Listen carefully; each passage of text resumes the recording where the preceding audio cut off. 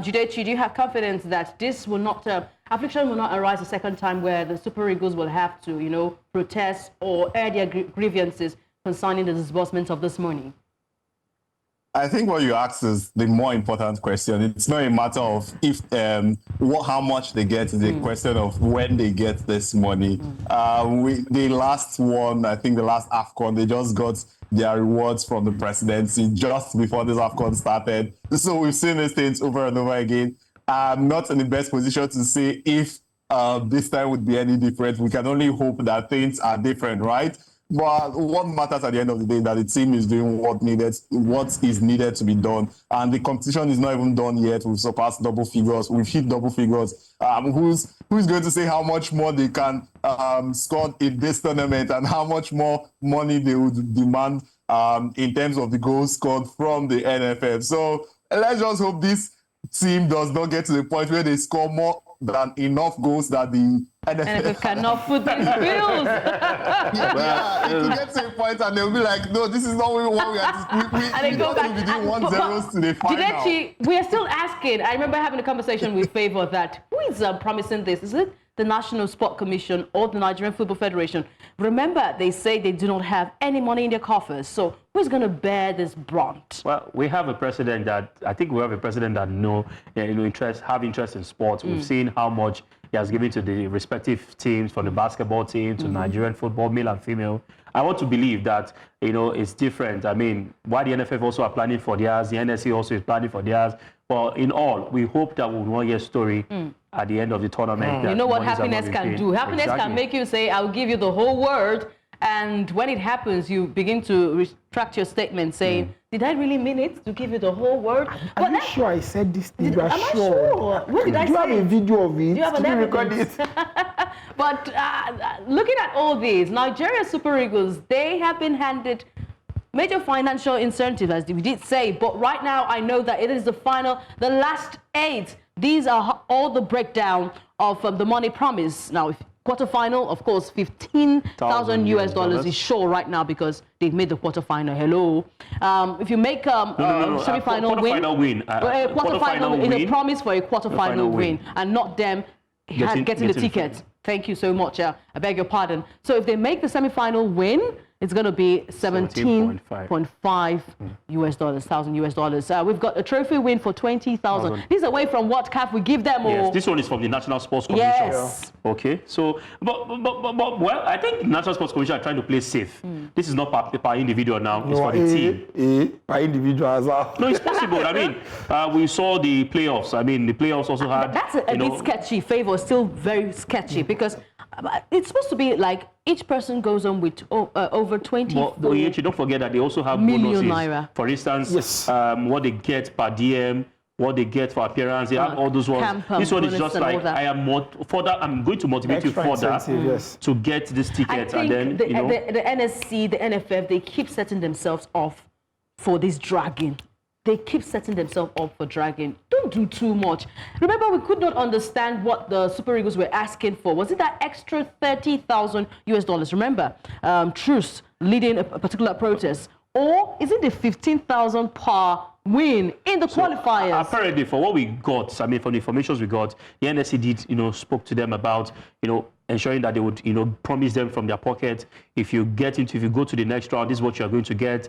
I mean, the NFF were not carried, maybe they were not probably carried along in that particular, line of action. But now, now we're having goals on one side. Yes. We're having the NSC saying, we're promising you this. So now that this is coming from the NSC, we can say, okay, there will not be confusion as to what we, witness. So it means that if Nigeria do not qualify to the semi-finals, they should not expect more than that. Now, just back to what Damien just said, it's either for goals or for match wins. Yeah. Let them state it clearly. Because these boys, they understand English, and they've got agents that can break things down for them. They've got lawyers. But I think I don't know what Loju thinks, or maybe Jidechi. I think I like a system whereby we reward these players on performance basis, not the bonuses we always give. So you're coming into camp, for every qualifiers you win, there's an amount already stated that will be given to each player. So you know that if I don't perform or I don't do the necessary, you're not expecting anything. Probably the usual flight tickets and everything. I don't know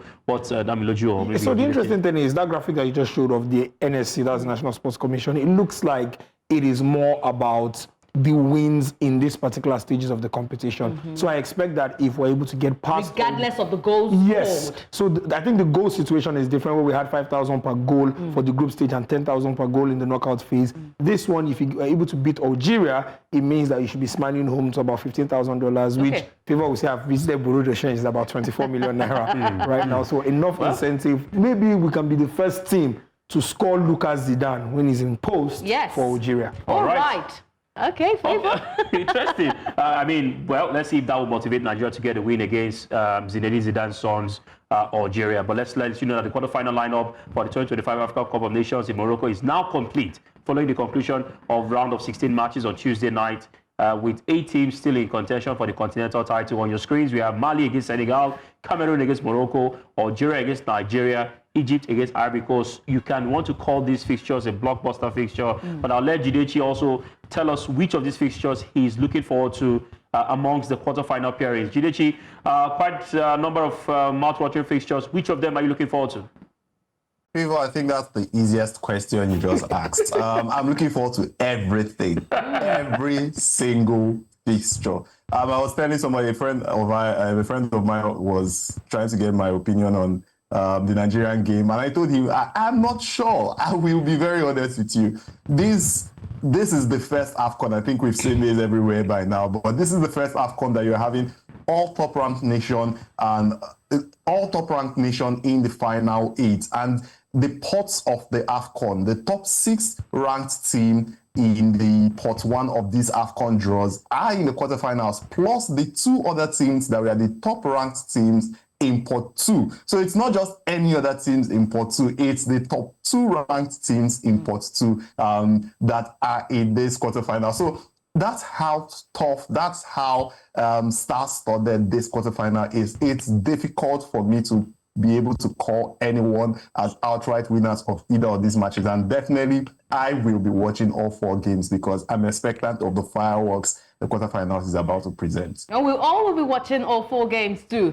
But let's review that was played yesterday, the completion of that quarterfinal fixture. We did see the likes of DR Congo. You know, if I was to give Algeria a little bit of glimpse of what they should expect against DR Congo, I'll tell Algeria that they will stretch you. And we saw how DR Congo did stretch the Algerians to 119, even not 130 minutes over there of action. But that last minute goal coming, nobody saw that coming. But Petkovic, I think he's the mastermind. He's the one Algerians will thank for making that great substitution to bring in the man who made the difference in that encounter. And we did see the defending champions. Now, it's looking like the defending champions are going nowhere in this competition. They look like they want to retain this title. Damiloju, let me begin with you. With the games played yesterday, the fact that Algeria will be our opponent, not even potential right now, our opponent heading up to the quarterfinal. Yeah, I was really, really excited because Congo showed us that it is possible for us to give Algeria a game itself. And then piggyback off the fact that we kept our first clean sheet of the tournament against Mozambique is encouraging, but that's the thing with teams like Algeria. Even when they took off the likes of Riyad Mahrez late into the game, they were able to get I thought that was a risk, Favor. Yeah. I thought that was just Petkovic, you know, making the biggest risk ever. I think for Riyad Mahrez, it's not been his best. I mean, age is catching up with him. He's 34 years of age. February next month, he's going to be 35. So that also, we probably will not see him in the best of his career. So it's just going on to tell them that they can actually move beyond, Riyad Mahrez. And then every player has earned his chance to be in the team. I think that's the message the coach tried to send to the team. Unlike other countries whereby Mane wants to play 120 minutes, a certain Mohamed Salah wants to be on for experience. But technically, he was right after making that substitution. All right, quickly, Jidechi, tell us the defending champions, they seem to be standing so strong to retain this title. Quickly, please. Yeah, they looked so fiery. Cote d'Ivoire, they were absolutely brilliant against Burkina Faso. And Burkina Faso are no pushovers in African football. So it's I think it's just very much similar to what I said the last time.